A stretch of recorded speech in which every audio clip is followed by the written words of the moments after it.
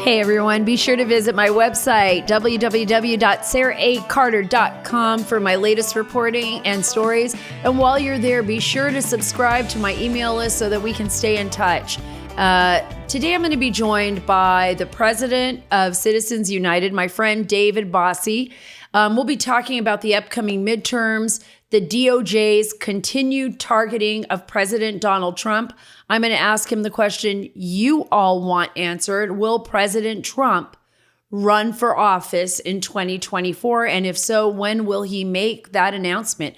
I mean, Dave Bossie talks to him all the time. They're good friends. Maybe we'll get something out of him. You got to stay and listen, though. And the most important thing right now is Joe Biden's failure on all fronts, multiple fronts, from the security at the border to the security within our own cities, the failure of the Democrats, what we need to do as a nation to get control of our country again, right? Make America great again. Yes, I am a proud MAGA person. I don't even care what anyone thinks about that. I believe that our nation is not where it needs to be. We need to get it back to where it needs to be. That's going to require all of us. We can't just say, oh, because we're going to put someone in office. First, we got to get them there. And then we've got to participate in the process. I'm going to be talking to Dave Bossie about that, what we need to do as Americans to get to that point. Because, guys, we don't have very much time. Now it's November. Remember, I kept saying, it's going to come. It's going to come. Now, November's just around the corner. We don't have that much time left. We really need to get in gear, move forward, and work together in order to protect our children and our families and put them ahead. And by the way, looking at the crime and the surge in crime in many of our communities, that should be motivation enough. We will not allow these people to destroy the fabric of our nation. Please follow and subscribe. Get all the links at saracarter.com. That is saracarter.com. Go there. Get all the links to my social media. Get on my email list. I want to stay in touch with you. I always read your reviews. I always try to answer back on YouTube or wherever you leave me messages. I try to keep that communication channel open so that I know what you're thinking about, because that's important to me. It's important to me that we, moms out there that write me, and dads, and, brothers and sisters, and just Americans who want to see a change. I want to be able to get what's important to you out and cover those stories for you. More importantly, I want a group and an organization. I know you all know who I'm going to say, right? You know it. You know what I'm going to say right now, that is going to fight the fight for me in Washington, D.C. And guess who that is? That's AMAC, the Association of Mature American Citizens. By joining AMAC, you are taking the first steps in saving the America you love. AMAC offers an alternative to just about every benefit that other group offers. But guess what? Without a liberal agenda. I stand with AMAC, and I hope that you will too. I encourage you to join today at amac.us/Carter. That's amac.us/Carter. The benefits of membership are great, but guess what? The cause is even greater. Join today at amac.us/Carter. So before I get to Dave Bossie and we get into our interview, because I just can't wait to talk to him about all of this, I wanted to talk to you a little bit about what I feel is probably one of the worst, I would call it. I don't know if it's like, I would describe it as a virus, as an epidemic of violence raging across our cities, mainly Democratic cities who are allowing, and have pushed for these low bail, no bail on criminals, advocating for the release of criminals, pushing for these, for these kind of rules and regulations that would allow criminals to basically do whatever they want. Like, the criminals now control the city, right? Not the police. They want to defund the police. They want to take away your rights as a citizen to say, you know what? I don't want a homeless guy bathing in my front yard with my garden hose. Thank you very much. By the way, I saw that in Georgetown in Washington, D.C. Over a year ago. I was with my daughter in the car in a beautiful neighborhood, right? Georgetown, Washington, D.C. We're sitting at a stop. I think we're at a stoplight. We're getting ready to head home because we had been downtown. And my daughter said, "Mommy, there's a naked man in the yard." in someone's yard. And I looked over to my right, and right there was a man holding a garden hose, a homeless man, with his pants down, cleaning himself in a person's yard. One of these, $1 million Georgetown, townhomes, that are there. And just scrubbing away in front of the whole entire planet. And we've seen that before too, with people defecating in the streets and drug addiction. And by the way, when I was in Philly, I was in Pennsylvania. I'm going to play a clip coming up of this John Fetterman, who is just, he drives me insane. I just, he's running against Dr. Oz there for the Senate.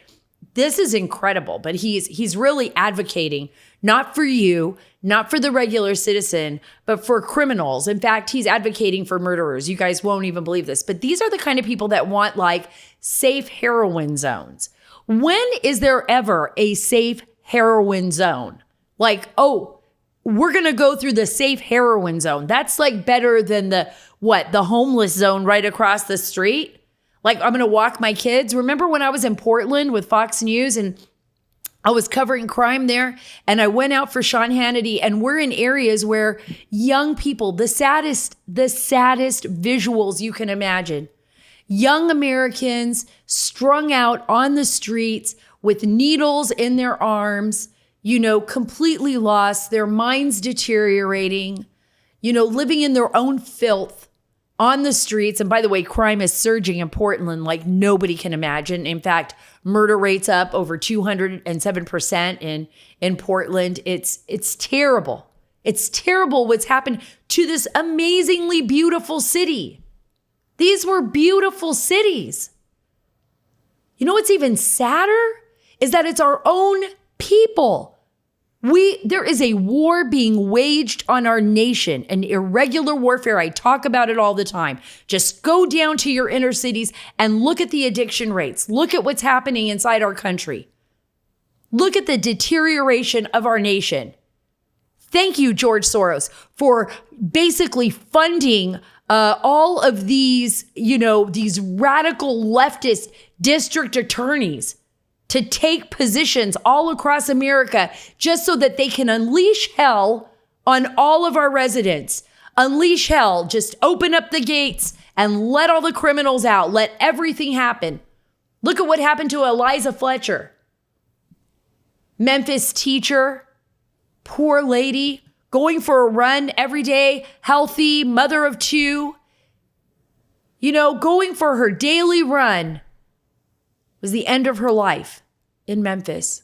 Police officials, they announced that they discovered the remains of that body, and it's Eliza Fletcher, and they made that announcement at 5:07 p.m. on Monday in the rear of a vacant duplex apartment near the area where she was abducted.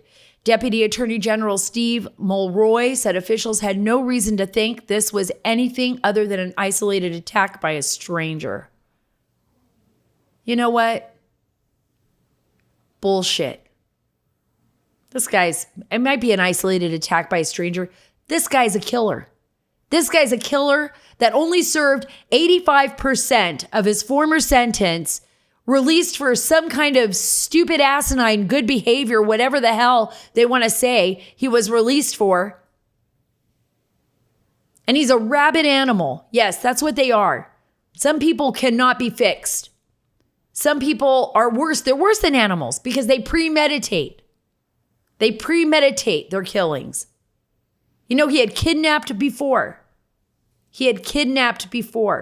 The accused killer, Cleotha Abson Henderson, appeared before the judge around 10 a.m. Eastern Tuesday. Remember, he didn't want to tell the cops anything, not even where she was, not even where her body was. This poor woman, can you imagine what went through her mind as he was killing her, her children, her life flashing before her eyes, the inability to fight back, all because somebody decided, we're going to let this guy out a little bit early. Good behavior.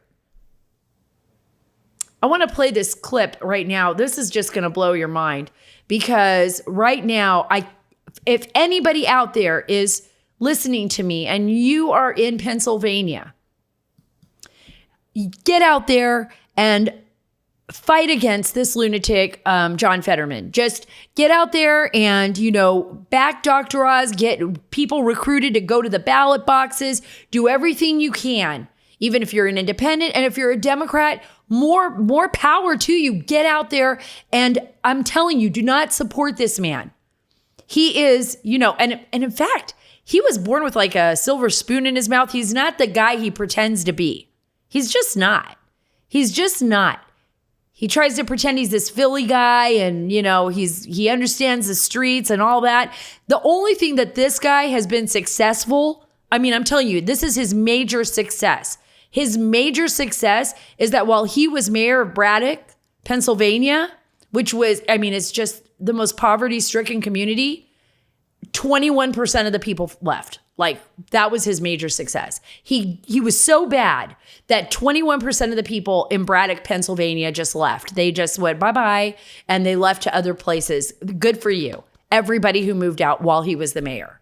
He did nothing for the people of Braddock.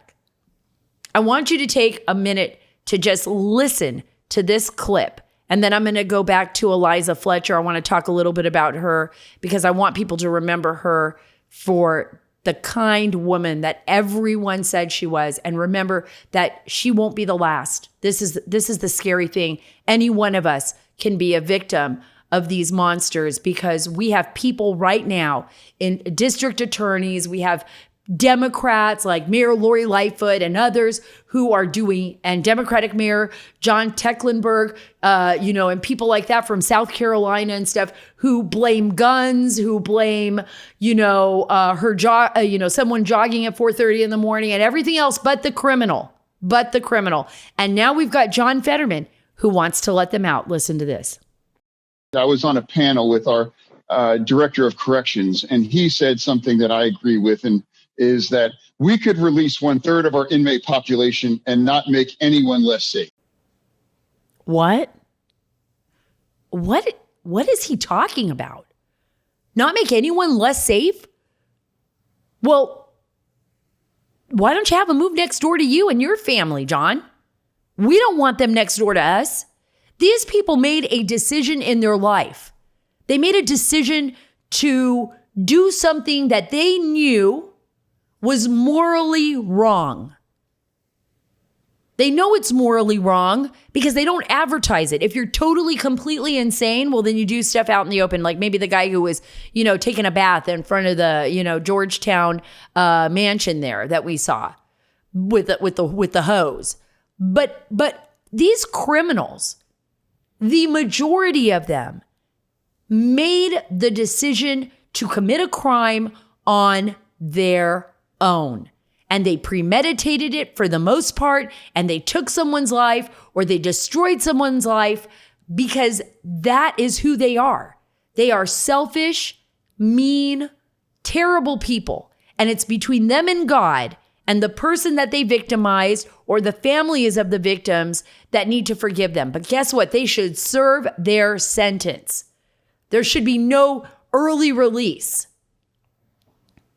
Not for many of them. They need to stay there. And we need to start raising people and with better moral judgment. And we need to start taking care of our own families. And we need to stop this cycle of violence and abuse. And that's not going to stop with the Democrats, not with their policies. Their policies keep people down. Their policies keep communities down. They don't allow communities to flourish. No, they don't. I believe anybody can be anything they want, given just a small amount of opportunity. Just, you got to work for it. You've got to believe in yourself. If somebody takes that away from you, if somebody just wants to hand you a paycheck and tells you that, you won't amount to much, here, take this paycheck every 2 weeks, and here's your food stamps. I believe that people need assistance sometimes, but you got to work for it. You got to work for it. There's a lot of things we can be doing. But don't believe the lies. You can be anything you want to be. You absolutely can. This Democratic lie of handing out paychecks and these communities that are depreciated and people feel like they can never make it out because there's drugs, because they can't even get their children from point A to point B because there's criminals at every corner, monsters, predators, just looking to take the life of another person or looking to put your kid in a gang. You have the power to stop it. We all do. We all have the power to break the cycle, to break the violence. I want you to think about really quickly before I get to Dave Bossie, but think about Eliza Fletcher. Think about all of the Eliza Fletchers. Think about all the children that are abducted. Think about all the children every single day that lose their life in these gang-ridden neighborhoods, in these areas where, for crying out loud, there were 11 mass shootings over the Labor Day weekend in mostly Democratic-run cities. Listen to this. This is from SaraCarter.com, and then we're going to move on. But according to the Gun Violence Archive, at least 11 mass shootings occurred nationwide over Labor Day weekend. Most took place in Democratic-run cities. Tragically, at least 15 people lost their lives. Cities where the shootings took place included St. Paul, Minnesota, Charleston, South Carolina, Chicago, Philadelphia, and Cleveland. The Daily Caller News Foundation also reported the weekend's deadliest mass shooting so far occurred in St. Paul, Minnesota, represented by Democratic Mayor Melvin Carter III, where 3 people died and 2 others were injured on September 5th in the city's Payne-Phelan neighborhood, according to The Hill. In Philadelphia, another shooter killed 2 people and injured at least 3 more on September 5th. Throughout the weekend, Philadelphia saw more shootings, during which at least 9 people were killed and 19 more injured, according to Metro Philadelphia. And now Fetterman wants to become the senator and release more people, more criminals into the public. What do these people want? What are these Democrats thinking? Do they really want to just destroy this country? Do they really want to just tear it apart at the seams? Because that's actually what is happening here. And it's going to be, again, before I get to Dave Bossie, it's going to be up to each and every single one of you. It's going to be me. It's going to be my husband. It's going to be our neighbors saying, you know what? We're going to get out there and vote. We are going to get involved in our communities. We are going to find out what's going on in our schools. We are going to take care of each other the right way. We're going to get involved in our churches, in our synagogues, or wherever you may practice. We're going to get involved. And we are going to start doing the right thing. We have a lot to protect in this nation. A lot to protect. Before I get over to Dave Bossie, I want to tell you a little bit about MyPillow. I know I've been talking about this before, and now Mike Lindell, great patriot, great American, has a whole new venture, an adventure for all of us to go on. And guess what? It is the MyPillow My Store. It's the mystore.com/Carter. It's where American entrepreneurs and their made in America products are showcased. What an awesome idea is this? It's just a one-stop shop for all American products. Visit mystore.com/Carter now for a full list of products. When you buy Made in USA, guess what? You support your neighbors, your friends, your country, your local economy, ensuring that your hard-earned dollars are funneled back into your communities. Reduce our reliance on foreign goods, guys. Let's go to mystore.com/Carter. That's mystore.com/Carter. Be sure to use the code Carter for additional savings at checkout at mystore.com/Carter. He even has coffee there. I just want to say, David, I am so happy that you have decided to join us today on the show because this is such an important time. I think it's probably going to be one of the most important times in our modern political elections, and getting your advice and sharing that with our audience, I think is going to be essential. So thank you for coming, and thank you for coming back on. I got to bring you on more often. Well, Sarah, it's great to be with you again. I enjoy our conversations, and we've been friends a long, long time, and have covered a lot of ground together. So I'm looking forward to it. So thanks for having me back. Well, let me tell, just for everybody out there, I mean, you have written numerous books, best-selling author of 7 books, actually, including 2 New York Times bestsellers. You were the deputy campaign manager for President Donald Trump, and you served as executive director for the Trump-Pence transition team. I mean, so you are well-versed in Washington politics. I mean, this is your area of expertise. I know people seek out your advice, so I'm going to seek out your advice today. Being that this is after Labor Day, this is the very beginning of the general election, and I want to kind of get your take. I'm reading all kinds of stories out there, whether or not there'll be a red wave. Some people, I've been seeing internal emails with some of my friends, are really concerned that the red wave may not show up. Others are saying, yes, don't worry about it. Everybody's kind of come out to vote. What's your take on what's happening right now? Well, what you just talked about, Sarah, is the conundrum that conservatives face. The mainstream media is the problem here in America today. And it's a problem for many, many reasons. But their hate and their hate-driven agenda, the mainstream media's, as it relates to Donald Trump, infects everything. And so when you're talking about the mainstream media saying, oh, look, we're going to give good coverage to Uncle Joe Biden for the last 60 days. And look, his numbers aren't as bad as they were. And we're going to then tell everyone, because we're propping up his numbers, that the midterms aren't going to be as bad. The last 60 days, the American people haven't been focused on the economy and on inflation because they've been focused on the things that Joe Biden and the Democrats and the mainstream media are forcing us to hear about. So if Republicans and Republican candidates around the country, it doesn't really matter what state you're in, focus on the economy and the hyperinflation and those kitchen table issues of violent crime. You look at what happened to this poor woman, take out for a jog over the weekend, right, and has now been found dead. It can happen to anyone, anywhere. It's not just the big cities anymore. So the violent crime scourge is an epidemic across America, and it's because of the Democrats. It's because the Democrats have been for a defund the police and cashless bail system that where the criminal is out of jail before the victim gets out of the hospital.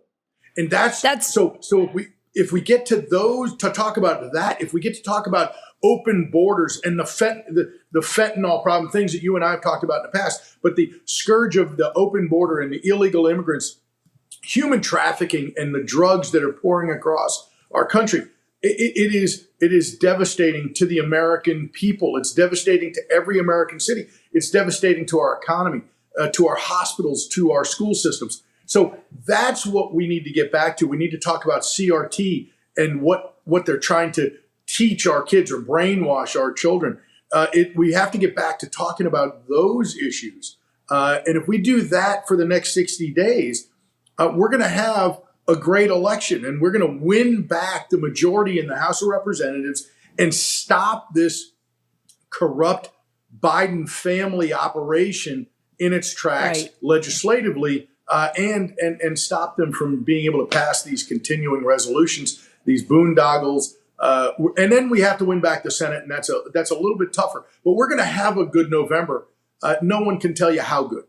Right. And I completely agree with you on the fact that, we're faced with a media empire of, in the mainstream media that is focused on, they've inserted themselves into the political game, into the political field. As such, they're pushing a narrative that completely works against even those, especially they want to call it like, MAGA supporters or Trump supporters, but against the Republican Party. And you're right. They're not focused on the issues that are out there. I know on my website, we put a story up this morning about the 11 mass shootings that happened just over Labor Day weekend. Just over Labor Day weekend. We see mass shootings all the time, like in Chicago, in Kensington, Philadelphia. We see the people on the streets just like toppled over, looking like zombies, walking around block after block. Our young children dying. And I got to tell you, David, the American people, when I was in Philly and I was talking to folks on the street last weekend for Sean, they were saying to me, look, it doesn't matter. It doesn't matter if I'm an independent or a Democrat.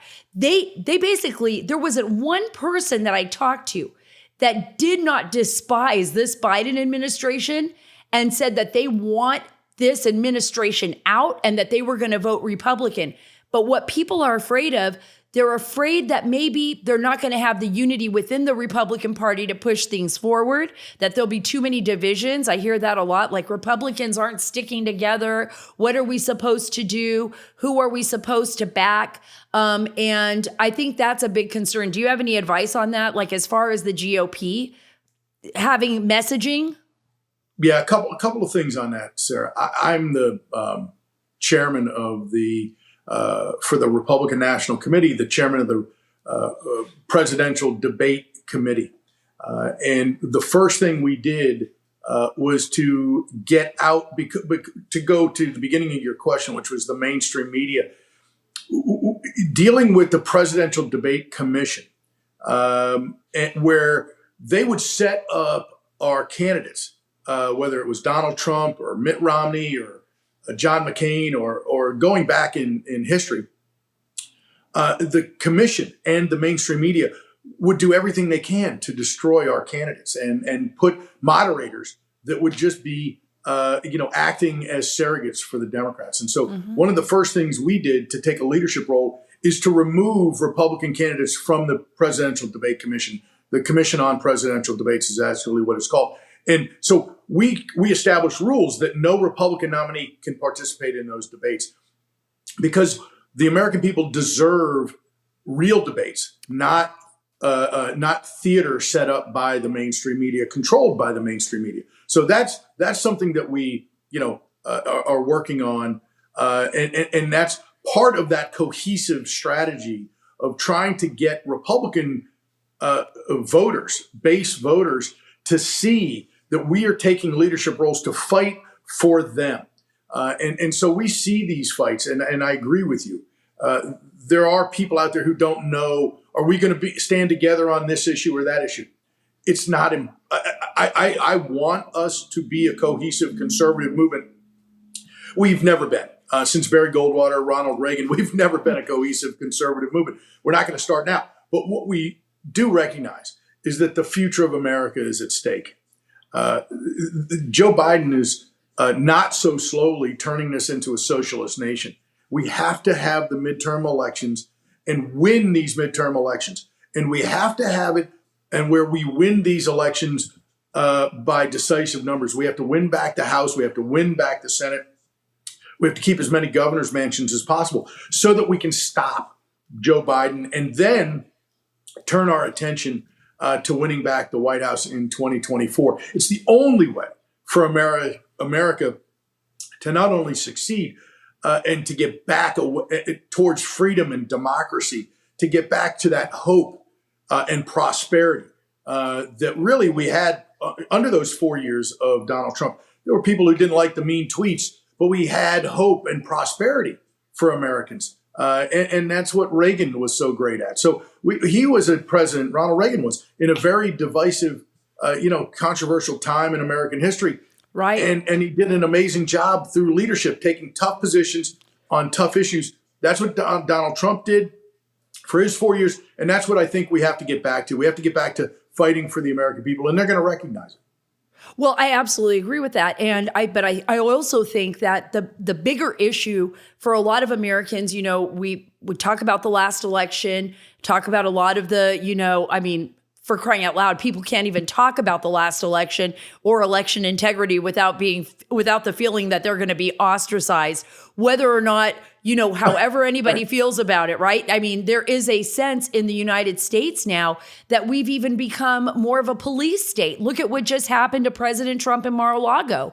I mean, this is a president of the United States of America getting ransacked by the FBI because the National Archives isn't apparently getting what it needs and wants out of there instead of, the backroom negotiations between attorneys. I mean, he's a president of the United States. He does have the ultimate authority on declassification. There could be issues with whether or not there is a process and how this goes, but we've never seen this before, Dave. We've never seen the use of our federal law enforcement it's political. It's blatantly political. Sarah, what it is it's part of their effort to do better in the midterms. It's to vilify once again, and President Trump, and to try to criminalize politics. That's what this is about, and they want to make it a referendum. That's what they're fighting for here. They're fighting to say. Because they don't have any, look, let's just be honest. They have no positive policy agenda to run on. They can't say, look at the last 18 months, look at the last 20 months of complete domination by Democrats. We control the House, the Senate, and the White House. And look how well you're doing as Americans. Look at your wages are up and costs are down, and we're stronger at home and abroad. They can't say any of those things. They can't say that they have the border control. They can't say that the crime is under control. They have to use scare tactics. And so the only way to do it is to run a referendum to say Donald Trump is this criminal who must go to prison because he had some documents that he took from the White House, which in essence is an argument over paper. And I'm not trying to minimize it because what you just said is true. President Trump had the authority to declassify any document at any time. And if he did so, we're going to find that out. But the Democrats can't run on anything positive. So they have to demonize President Trump. They have to focus on the Dobbs decision and try to make everything about life issue, which, by the way, candidates who say we support the right to life as opposed to we can murder this child right up to the day it's born. They're the ones with the radical position. And what the Democrats are trying to do is obviously turn it on its head. So they are trying to scare. And then, of course, they want to make all of our candidates guilty by association with the January 6th, activity at the United States Capitol. But while they ignore the rioting by BLM, the Antifa rioting, the burning down of buildings, the killing of people in the streets, none of that seems to even play a role. And I would be okay if they treated everybody equally. But we know they didn't even treat Hillary Clinton equally. She walked in on wasn't it a July 4th weekend to meet with the FBI? There was no recording. She brought Cheryl Mills in to talk. She sent 33,000 emails, by the way, on the internet. And I don't think people understand this. Classified emails, TSCI, through an internet server to a private server that could have been and was, by the way, hacked by adversaries of the United States. Nothing happened to her. Nothing. Well, the hypocrisy, the double standard, Sarah, you hit it right on the head. What the left does, and by the way, not for nothing, it is the exact same FBI agents, not just the FBI, but the same people who are running this current anti-Trump operation and helped ransack Mar-a-Lago. They're the same ones who ran the fake Russia collusion hoax. They're the same ones who did the unmasking, who were involved in the FISA court applications that were a lie, that the entire thing was based on. And Sarah, you and I have talked about this in the past. But it's the same people at the FBI doing this again today. And when is it that we're going to wake up and see exactly what's going on? And I think that, we have to win back control of the House and the Senate. And one of the first things that has to happen when we take control is that Jim Jordan must call Merrick Garland and FBI Director Wray to the committee and testify under oath about what they did about Mar-a-Lago. What did they know, and when did they know it? What did they tell? And every single President person that was involved in that, they need a list. They need Merrick Garland as well as Wray to make a list of all the people that were made aware of this and their roles in that. Not one person. Sarah, let's just talk through this for a moment. Is that when this first happened, the senior sources at the Department of Justice said that Christopher Wray did this, the FBI director did this on his own, that the DOJ didn't know about it in advance and did not sign off on it. And of course, I knew that of course was not true. And so I came out and others were out there saying that it's not possible for this to happen without sign off of the Attorney General. And in my opinion, the President of the United States.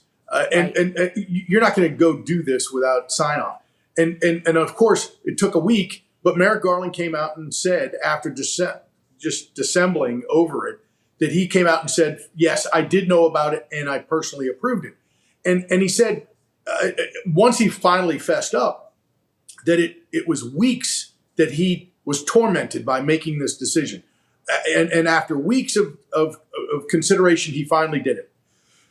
I don't believe for one moment, and I have spoken to senior people, former senior people at the Department of Justice who were in these positions, and they have said that there's no way that Merrick Garland and his senior staff knew about it, and it did not get over to the White House. And of course, we know that the president has been involved in some of these decisions before, just on the declassification issue, just on whether President Trump could claim executive privilege. President Biden personally said no to that. So we know that he's involved in some of these decisions, but they're claiming that he wasn't involved in others. That's why I go back to Garland and Wray must testify under oath so that we can get to the bottom of who knew what and when, and including President Biden.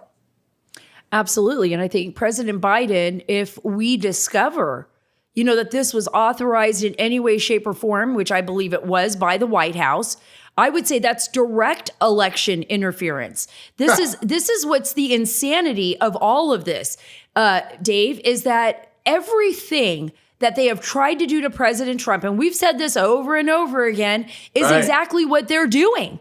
Down to the 25th Amendment. I mean, let's not forget that there were people that wanted to, sign off on this 25th Amendment, remove Trump from office, claiming all of this crazy shit. Mind my language. He is for his age, he's better than most 20-year-olds I know. His mental stability and his ability to talk and remember things.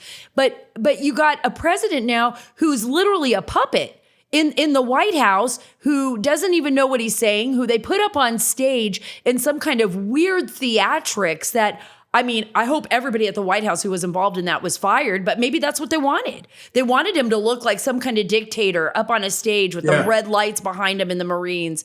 He went from, I said this the other day, he went from Sleepy Joe to Satanic Joe in that speech. Because, and I agree with you, whoever at the White House approved, whatever advanced person, whatever person within the White House communications team thought that was a good idea to be in the dark up against the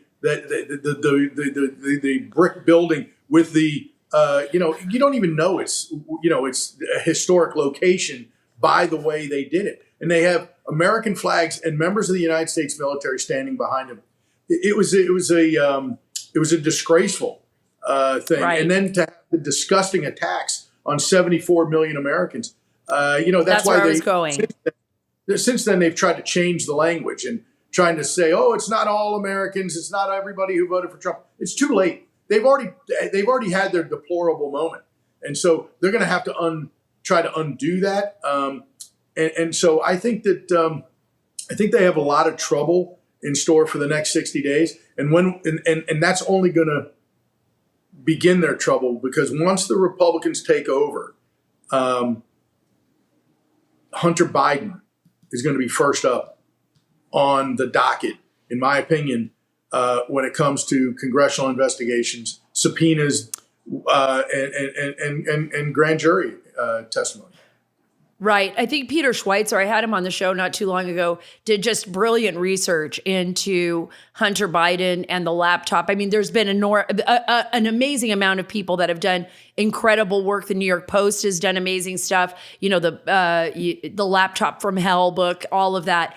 But Peter Schweitzer was able to narrow down the finances, and what he saw based on the laptop information and then other emails that he got was literally $31 million for sure. He said that you can trace back to Chinese companies coming from China directly to Hunter Biden and the Biden family. $31 million, that's minimum. That's at minimum.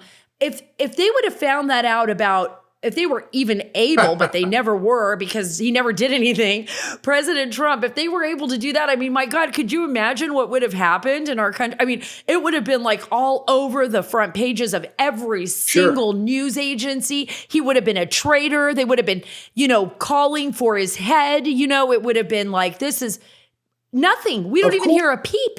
It's not even nothing. It's like, 31 million from China. And we all know that Joe Biden is the big guy, right? And what we're seeing is the double standard once again. That when Joe Biden or Hunter Biden do it, it's one thing. But if Donald Trump or one of his kids do something, they sneeze the wrong way, it's an impeachable offense. And that's they have really the Democrats have desensitized, in my opinion, the American people from impeachment because of their two fake impeachments of President Trump. It now it really has created a minimalization of it. But I got to tell you, some of these things are impeachable offenses by Joe Biden, and that's what's going to have to be talked about.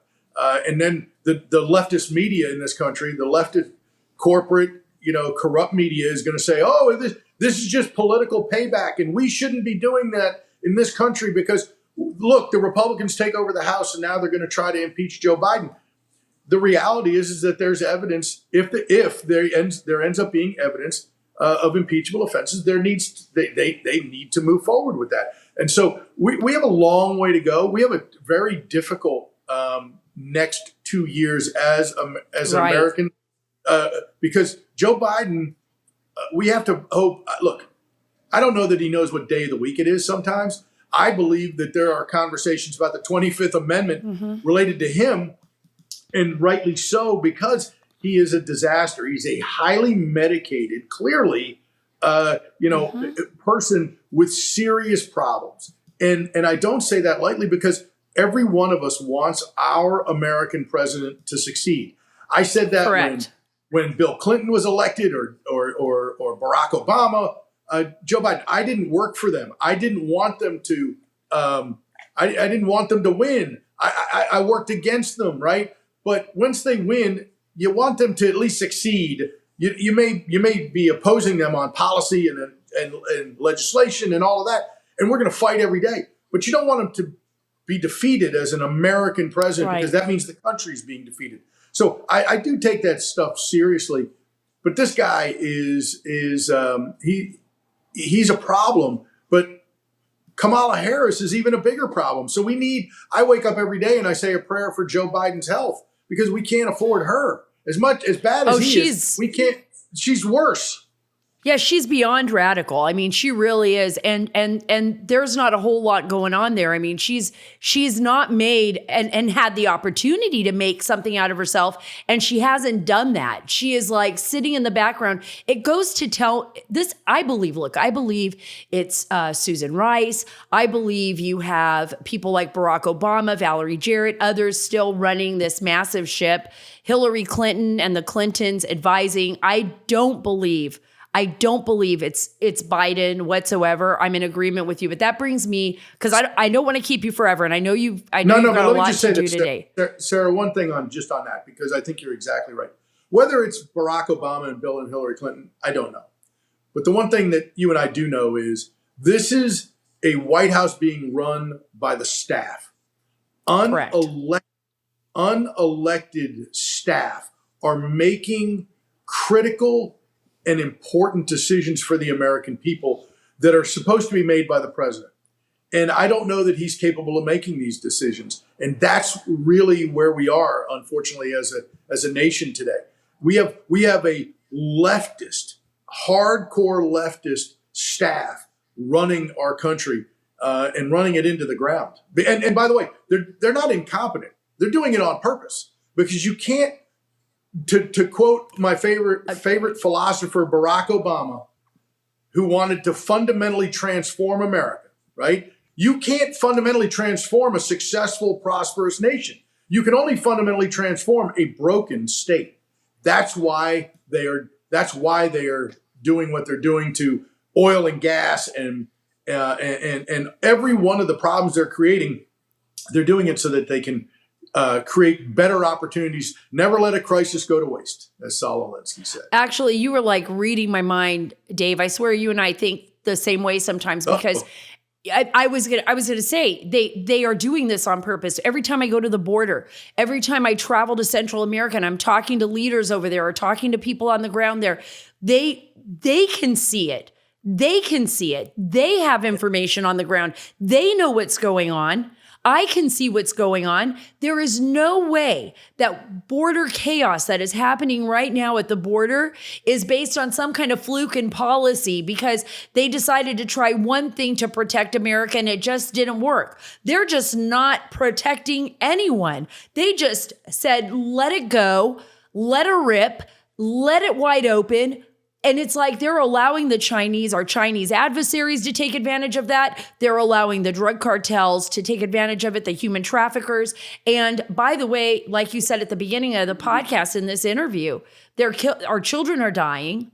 Our streets are becoming hellholes. Let's just be honest. In some of our Democrat-run cities where you don't even want to walk 2 blocks with your children because you're terrified.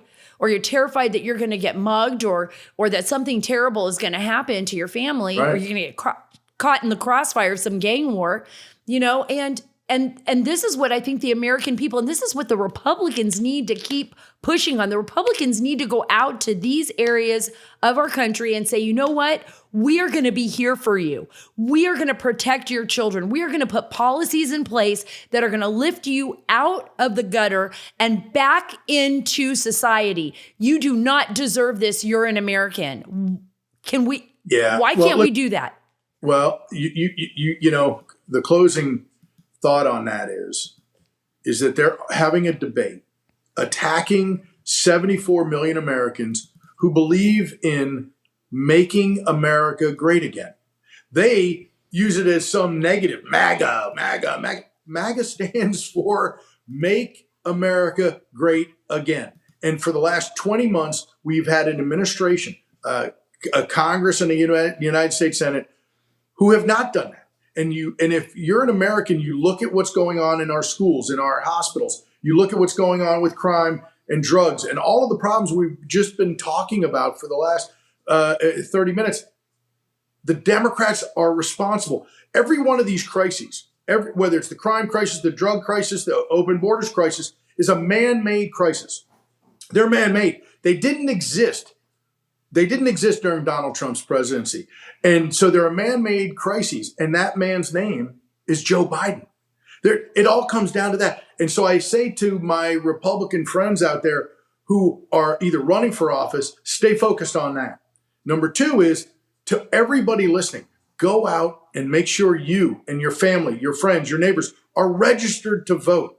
And then everybody not only has to vote on election day, but they have to participate in the system, because the corruption that goes on, the problems, that we see, whether it's, you saw all the film footage from 2020, right? Which we made a movie about called Rigged, about Mark Zuckerberg's $400 million effort, and people can go to riggedmovie.com and check out the trailer. And I would love for you to go do that. But it is really incomprehensible to me that if we just put people in precincts, poll watchers, election officials, judges, they can't. It's very difficult for the left to try any shenanigans when we have people in the room. That's just on a ground level, the way people, instead of just belly aching about it, go participate in the process. It's what makes America great. Absolutely. And last question, I promise. Will President Trump run in 2024? And when do you think he'll announce? Well, I don't believe that the president's made his decision 100%. I know he has people on both sides talking to him. I've talked to him recently about it. I do believe he's leaning towards running, but he's being lobbied heavily not to by certain people that are very close to him. But I will tell you that I do believe that if he does get in, it'll be after the midterm elections, and therefore it'll be a little bit more, in a normal way. Presidential campaigns begin post midterm. So if he gets in, I think it'll be post November. Wow, Dave, thank you so much. I feel like I've, really learned a lot from this interview. I know that a lot of people out there, listen to what Dave's saying. Get out there, get involved in the process. This is our country. That we are the boss here. As long as we make it that way, as long as we take control of what our founding fathers have given us. This is the United States of America. We're a republic. And every single one of us plays a role in that if we so choose. If we stay at home, if we sit on the couch, we have nobody to blame but ourselves. Thank you, Dave, for being on the show. All right. I'm keeping my fingers crossed. I believe what Dave said. I believe President Trump will make that announcement. I believe he's leaning that way. I know, it's got to be a tough decision, but, there's no other, for me, I think there's no other choice now. Raid in Mar-a-Lago, that's it. That became, I think that took, if President Trump was thinking, maybe I won't run again, the raid in Mar-a-Lago, in my opinion, was like, okay, come on. I would use a dirty word right here. Let's go at it. But I'm not going to. Guys, we need him back, because all you have to do is look at the stats. And I'm just going to go quickly back to the border really quick, because it's just this important. There have been over 81 people on the terror watch list stopped at the border since Biden took office. And the reason I bring this up isn't because, wow, Biden did such a great job and his team of catching these, terrorists. It wasn't like that at all. This is because we have so many people from all over the world flooding our border and trying to come into our country that the terrorists are like, holy cow, this is it. This is how we're going to get in. Because there's so many, we can blend right in. And a lot of the people that are on the terror watch list doesn't necessarily mean I'm certain that they were trying to create some kind of terror. It doesn't mean that they were here with like a sleeper cell or anything. It doesn't mean they weren't, though. But what it means is that those are the ones that they caught. Remember, I've talked about over 800,000 known gotaways. It's probably over 1 million now. Known gotaways in our country already. That means we don't really know who they are. We just know they got away. These are people, we've counted their footprints. We've seen them rush by on a camera. We know that we didn't catch these groups. And then usually they minimize them, right? So they're not giving, like, if it was 20, there could have been 40. They may not have seen them all. So we're reducing these numbers. That's how terrifying this is. Here's some details. If you go to SaraCarter.com, you will get these stories. It's very important. I think we try to put the most important stories. I think the stories that affect us the most on that website on my website so that way we can share with you what the mainstream media may not be telling you.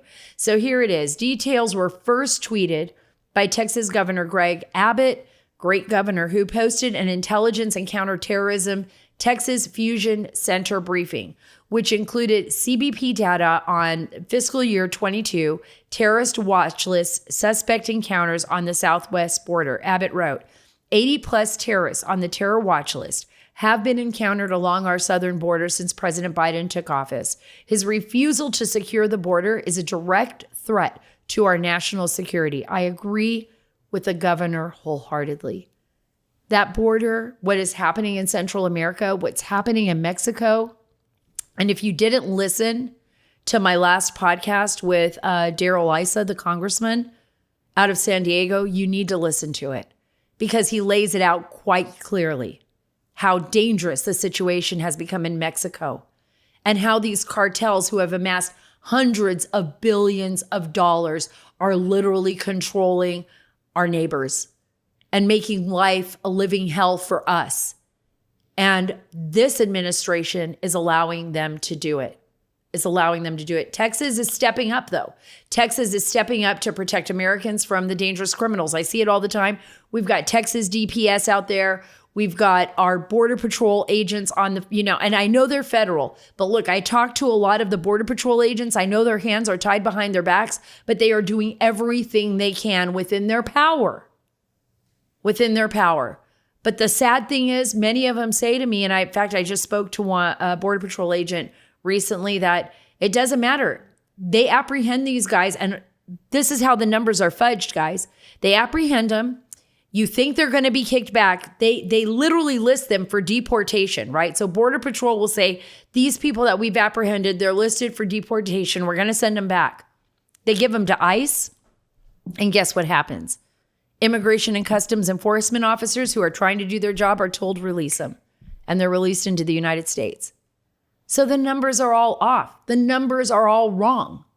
That means there are so many more people here than what they are saying. That's why you need to get to the polls in November. You need to vote, like Elon Musk says, Republican. We need to do it. There's no other choice. Even if you're a Democrat, even if you're an independent, if you want to do the right thing, vote Republican. Our country and our lives and the way we live depend on that. Thanks so much for being a part of the Sara Carter Show. Follow me on Twitter at Sara Carter DC and on Instagram at SCarterDC. God bless you. God bless our nation. And God bless the great state of Texas.